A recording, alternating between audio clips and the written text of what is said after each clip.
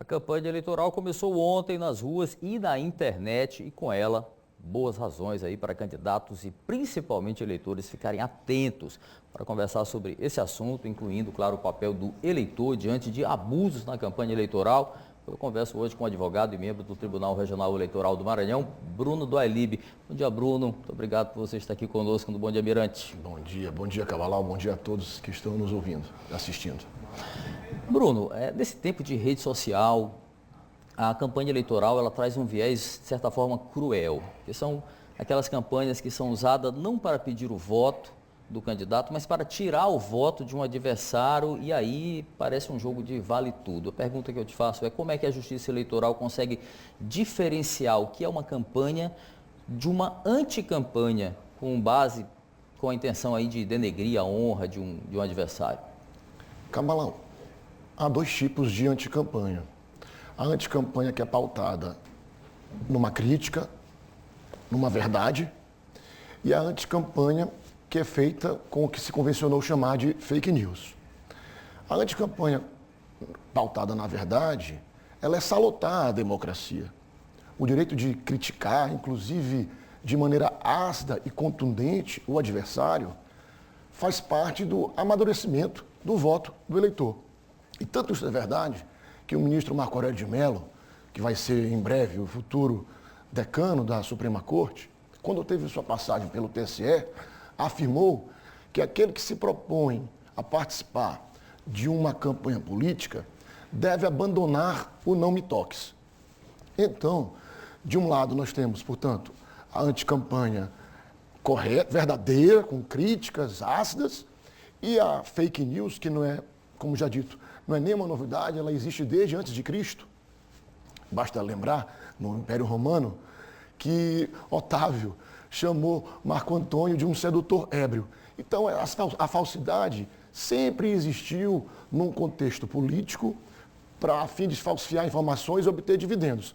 Agora, o detalhe é que isso está associado à tecnologia e inteligência artificial. Então, está potencializado e a fake news é uma preocupação da Justiça Eleitoral como um todo. O presidente do Tribunal Superior Eleitoral, o ministro Barroso, chegou a afirmar que isso é um vírus que pode contaminar a democracia, e ele está muito atento. Inclusive, mencionou que fez convênios com as plataformas WhatsApp, Facebook, Instagram e Google, para que, uma vez detectado robôs e algoritmos, a conta poderá ser removida até mesmo independentemente de ordem judicial, em razão desse convênio que ele firmou há pouco tempo. Hoje em dia se fala muito de um termo milícia digital. Eu prefiro trocar e utilizar um sinônimo para militância digital. E a pergunta que eu faço é, um candidato, ele pode se eximir de uma responsabilidade ou até mesmo de uma punição, caso um militante seu da sua campanha, e não ele, utilizar as redes sociais para denegrir, para agredir, para atacar um adversário? Boa pergunta, Cavalau. O candidato não pode e nem deve se eximir se essa conduta, mesmo sem partir dele, vem apenas de um apoiador. Porém, isso exige uma investigação séria, porque há consequências gravíssimas em razão desse tipo de situação. Basta lembrar que no ano passado passou uma tipificação de um crime, que é essa questão que envolve a calúnia, a difamação e a injúria, quando há intenção, finalidade eleitoral. Esse crime tem uma pena muito grave, de 2 a 8 anos de reclusão e multa, sendo que, com o veto que foi derrubado pelo Congresso Nacional, veto este da Presidência da República, passou a ser punido também, inclusive aqueles que propagam a fake news, desde que haja, obviamente, uma abertura de uma investigação sobre o assunto. Quer dizer, você compartilhar uma fake também pode ter consequências. Gravíssimas. Sim. Muito bem. Olha, uma curiosidade minha, tentativas de ridicularizar um candidato, seja por memes humorísticos ou até com palavras de baixo calão, ou então, sei lá, chacotas. Isso fere a legislação eleitoral ou é o eleitor, o internauta, que tem que filtrar esse tipo de conteúdo? Como eu disse anteriormente, a liberdade de expressão, ela é uma regra dentro da eleição e ela tem que ser prestigiada, porque não é papel da Justiça Eleitoral asfixiar e represar a livre circulação de ideias e a livre circulação de pensamento. Agora, é claro, a diferença do remédio para o veneno é a dose. Quando, em situações tais, o candidato ele parte de um fato que é sabidamente inverídico, o ofendido, nessa situação, tem direito de buscar direito de resposta, direito de buscar uma multa, para fazer com que a Justiça Eleitoral não deixe esse vale-tudo ocorrer. Ok. Infelizmente, isso faz parte do jogo aí na web e, às vezes, a militância digital, ela extrapola um pouco na falta de seriedade sobre a maneira de fazer a sua campanha digital. Como é que o eleitor pode ser um fiscal de exageros cometidos na internet? Ele pode ser um fiscal? Perfeitamente. Há um aplicativo que foi criado pelo Ministério Público Eleitoral e atualmente ele é coordenado pelo Tribunal Superior Eleitoral, chamado Pardal. Esse aplicativo, inclusive, na data de ontem, sofreu uma atualização, ele já existe desde 2014, para que as denúncias feitas pelos eleitores possam ser apuradas com mais rapidez e profundidade. Então, o Pardal é um aplicativo que está disponível para qualquer eleitor denunciar propaganda irregular e condutas que possam ser reprovadas pelo Judiciário. Além disso, o Tribunal Superior Eleitoral está com a sua página, também em razão de convênio, disponível a todos os cidadãos de maneira gratuita. Convênio este firmado entre o Tribunal Superior Eleitoral e as empresas de telefonia celular. Lá dá para fazer também esse tipo de checagem. Falar um pouquinho de campanha nas ruas. Quais direitos o eleitor pode reivindicar de exageros cometidos na campanha na rua? Por exemplo, carro de som em local e horário inadequado, cartazes que poluem os muros da cidade. Quais direitos o eleitor pode reivindicar para também não ser uma vítima de exageros na campanha nas ruas?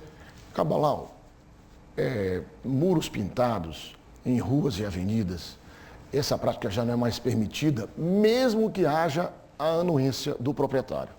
A exceção é o coordenador, é o centro onde há o comitê de campanha do candidato. No que diz respeito a carros de som, hoje, igualmente, carro de som também está permanentemente proibido, salvo em carreatas e passeatas. Eu tenho até um episódio interessante que envolve carros de som. Eu era estudante de Direito na Universidade Federal do Maranhão, me preparava para fazer uma prova difícil do professor Alberto Tavares, respeitadíssimo professor, e um carro de som, àquela época, isso já tem quase 20 anos, não permitia que eu me concentrasse nos meus estudos. Eu decorei o nome daquele candidato apenas para não votar nele, porque de fato perturbava a tranquilidade do eleitor. Faltava até uma espécie de bom senso do candidato não perceber esse tipo de situação. Mas hoje a sociedade está livre desse tipo de situação e pode ficar sossegada, porque carro de som só é permitido em carreata e passeata. Muito bem, que denuncie, eu também me incomoda bastante, principalmente aqueles jingles maravilhosos. Esse é outro assunto. Uma última pergunta, Bruno.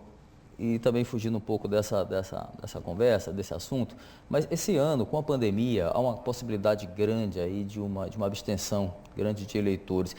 A Justiça Eleitoral, o TRE, tem se preocupado com essa possibilidade? Isso é um fato? Isso deve acontecer ou pode acontecer? A preocupação existe, e sem dúvida, tanto que as eleições foram adiadas por conta desse fenômeno que a gente precisa respeitar, e aqui eu aproveito para me solidarizar com as vítimas e os familiares das vítimas desta pandemia. Ocorre que a abstenção, Cabalau, ela é histórica no nosso país. Nas últimas eleições de 2018, houve um recorde de abstenção do século XXI. 20,3% de abstenção.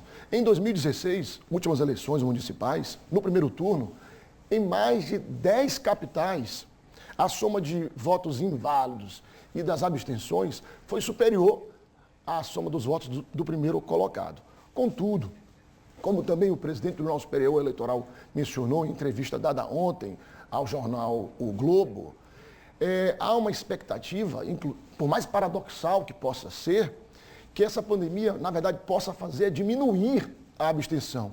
E um indício que ele se louvou para tratar do fato foi aí um número de mesários inscritos para participar das eleições. 700 mil mesários. Então, parece-me que a população está sedenta de fazer a participação política, de exercer o seu direito de cidadania, e isso depende muito, Cabalão, inclusive dos candidatos. Porque se fizerem uma campanha que se iniciou ontem, pautada em emoção, pautada em verdade, pautada em credibilidade, eles podem motivar aquele eleitor, aquela eleitora, que hoje está decidido a ficar em casa ou em ir comparecendo às urnas, anular o seu voto. Então, a campanha eleitoral ela pode ser decisiva igualmente para colaborar na diminuição dessa abstenção. Vamos ver. Bruno Dualibe, membro titular do Tribunal Regional Eleitoral, muito obrigado pela nossa conversa. Eu que agradeço a oportunidade. Ótimo dia para você. A todos nós. E um ótimo dia para todos. De volta com você, Soares. Obrigado, então, Clóvis Cabalão.